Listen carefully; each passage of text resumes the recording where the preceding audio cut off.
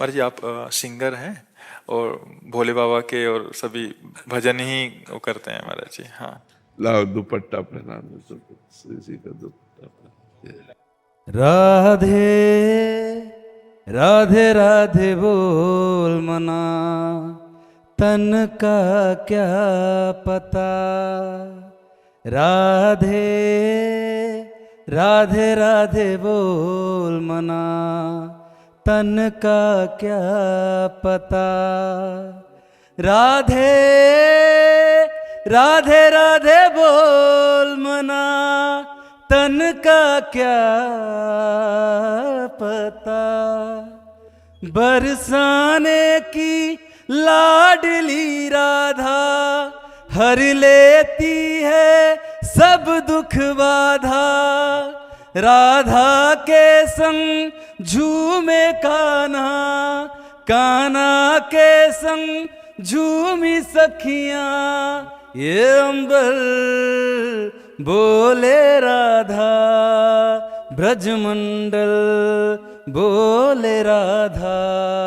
कान्हा की मुरली बोले राधा, राधा राधा बस राधा। बहुत सुंदर, बहुत सुंदर। राधे राधे। धन्यवाद, धन्यवाद, धन्यवाद।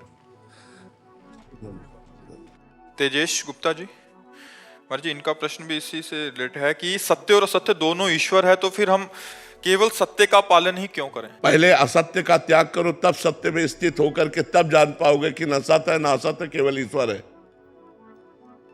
पहले सत्य का पालन करो। ब्रह्म सत्यम जगन मिथ्या। पहले जगत को मिथ्या मानो। सूत्र है, अन्वय और व्यतिरेक दो पद्धतियां हैं। सवाल हल करना है तो पद्धति से यह सवाल हल होगा।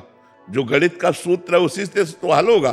तो ऐसे ही अगर बहुत समुद्र में हम फंस गए हैं, अज्ञान में फंस गए हैं, तो इससे निवृत्त होने के लिए हमें दो पार्ट रखने पड़ेंगे। एक असत गंदा पार्ट, एक सत अच्छा पार्ट।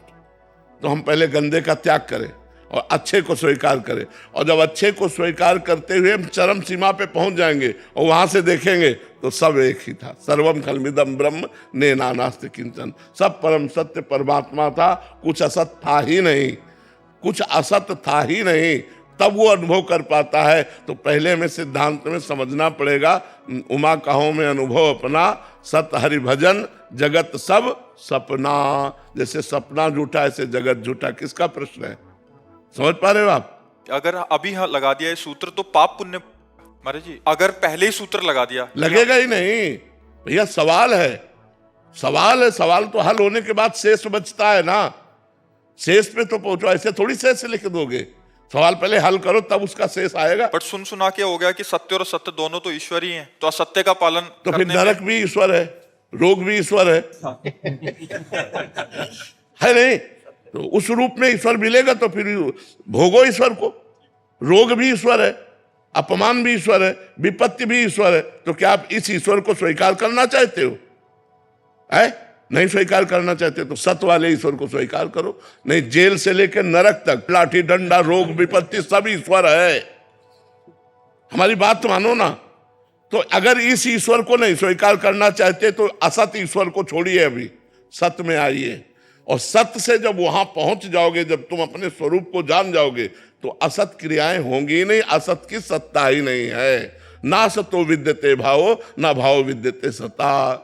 सत्य का कभी अभाव नहीं, असत है ही नहीं। जैसे हमने दूर पड़ा रस्सी देखा, अब हमें भ्रम हो गया सर्प है, अब हमें कौन बचावे? तब तक हम भयभीत रहेंगे जब तक हम उसके नजदीक न पहुंच जाए या टार्च के द्वारा हम पक्का देख न ले। टार्च के द्वारा पक्का प्रकाश मारा और अरे यार ये तो रस्सी है, सारा भ्रम खत्म हो गया ना। तो टार्च का प्रकाश है ज्ञान, नजदीक पहुंचना है भक्ति, उपासना, उपासन। नजदीक नजदीक पहुंचे तो देखा अरे यार रस्सी है, पूरा भय खत्म हो गया। डरते डरते गए, पर जब नजदीक देखा तो सारा डर खत्म हो गया, क्योंकि वो सांप नहीं था, वो रस्सी ही थी। ऐसे ही जगत नहीं है, ब्रह्म ही है। पर तब जब नजदीक पहुंच जाए, अभी नजदीक नहीं है, अभी जगत के नजदीक है, शरीर आदि भोग आदि के नजदीक है। हमें सिद्धांत से चलना होगा, तभी हम निर्णय कर पाएंगे। अगर सिद्धांत से नहीं चलेंगे तो भोगना पड़ेगा।